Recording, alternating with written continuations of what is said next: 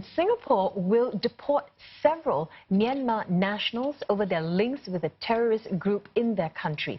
The Home Affairs Ministry says they had lobbied, support and raised funds in Singapore for the Arakan Army, or AA, which has been involved in violent attacks in Myanmar. Now, one of those investigated had a direct relationship with a key AA leader. MHA says that it takes a serious view of such activities and will deal with the perpetrators firmly.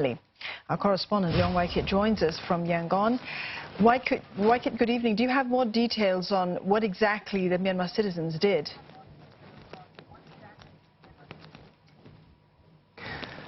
Well, Dawn, the statement from the Home Affairs Ministry in Singapore says that the several Myanmar locals had supported armed violence and gathered money and contributed to the Arakan Army. One of them had even made regular donations to the Arakan Army, and one of them has been found to have a direct relationship with the top leader in Arakan Army. Now, what the Home Affairs, Singapore's Home Affairs Ministry did not say is the number of people who were arrested, although for the entire day online, there have already been reports that there were 6 Arakans who were arrested in Singapore. They even, some media reports even went as far as to name who they are, and they also identified one of them as the brother of a top Arakan Army leader.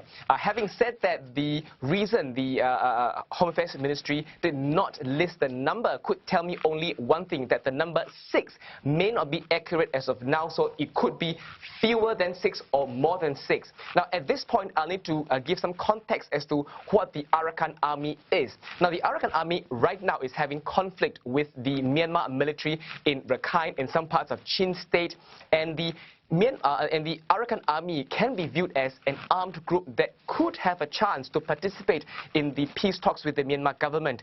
However, recently the Myanmar government took a tougher stance against Arakan Army. They called the Arakan Army a terrorist group, and they've also charged leaders with anti-terrorism laws. Having said that, the Arakan Army is very different from the Arakan Rohingya Salvation Army, or ARSA. Now, ARSA has been branded by the Myanmar government as a terrorist, and they've also been blamed for attacking parts of Rakhine in 2017 to have sparked the current Rohingya crisis. Wai Kit, you know that online chatter you're referring to, there's also been media reports and talk that suggesting that Myanmar suggesting that Singapore acted on Myanmar's request. Is that true? Do we know? Can we have any confirmation on that? Well, Glenda, I've also been reading this talk that's been going online. I understand from some of my sources in Singapore that Myanmar did not make that request to the Singapore authorities to make those arrests. I have been trying to get in touch with some of the officials in Myanmar for the entire day. I've been trying to reach out to the spokesperson from the government and also to several ministries, but we were unable to get through to them. Based on my sources in Singapore, Myanmar has not requested Singapore to make those arrests. But at this time, I'll need to point out to you that recently in Malaysia, they've also arrested 2 Myanmar nationals, Rohingyas, and they have been arrested because Malaysia says that they found to have been links with ARSA, the Arakan Rohingya Salvation Army, which I talked about earlier. And I also understand that Singapore's arrest was made independently. There was no coordination with any other countries in the region. Now, what this tells us is that regions in Singapore, regions